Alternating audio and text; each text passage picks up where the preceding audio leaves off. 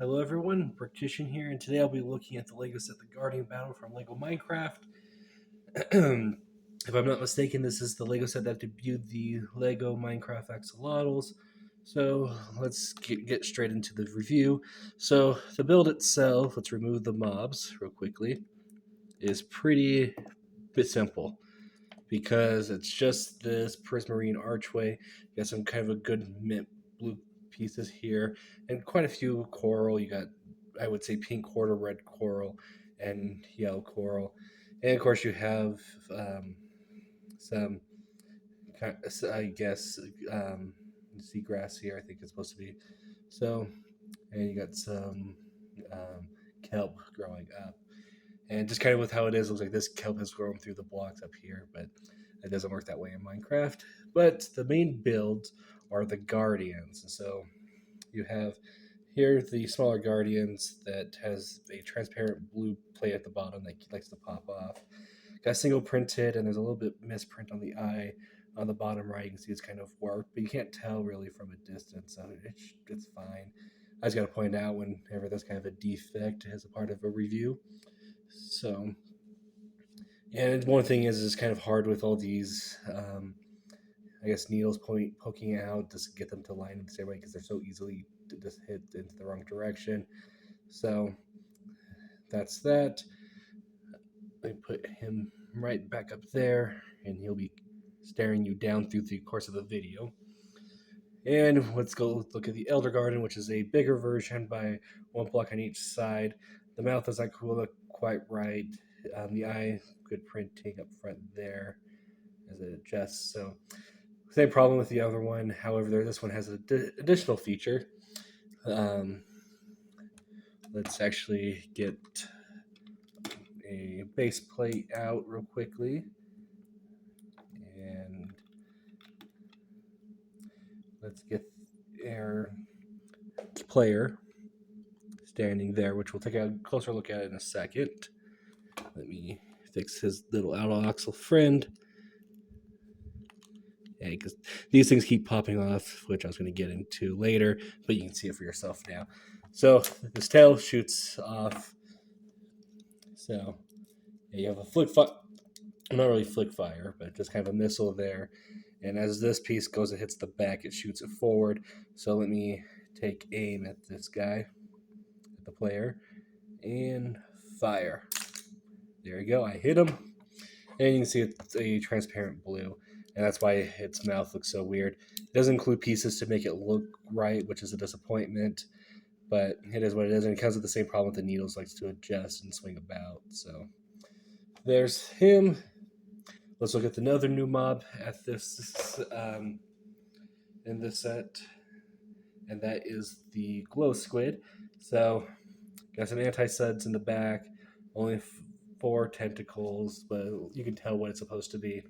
And you got a printed 2x3 tile frame, which actually looks really good.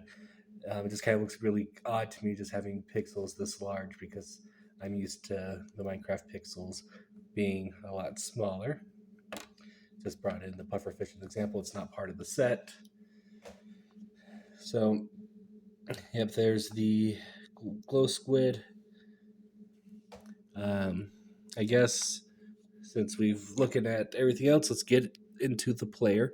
Oh, one thing about the Guardian, the Elder Guardian, is that you got to use his needles to make sure he stands upright. Otherwise, he won't. So the player, I'm not going to bring out my minifigure stand actually because because I just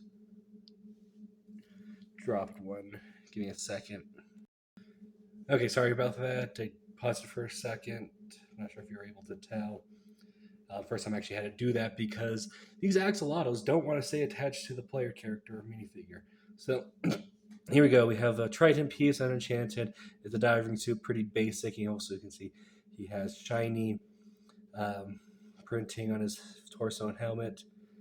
Back printing, there is actually some back printing. We'll get that in a second. But you have this big build to attack the axolotls too, and they just like to pop off, which is a pain in the butt because they're not connected that well. So just to kind of show you, you basically have this build in the back. You have this harness piece that it's connected to. And let's take it off so you can see the back printing real quickly while we're at it. So pretty basic back printing. But yeah, it's just covered up. There. So you got basically this is the build that the harness attaches to. You got just two 1x2 plates with a clip on the side and the minifigure positioning piece, or the shower head piece as I referred to it. And just go there, and the axolotls, they just go on click down there, and they just like to pop off no matter how hard you try. So I've just been kind of adjusting to see what connects the best, and I can't do anything. So you got blue and pink here, because the axolotls.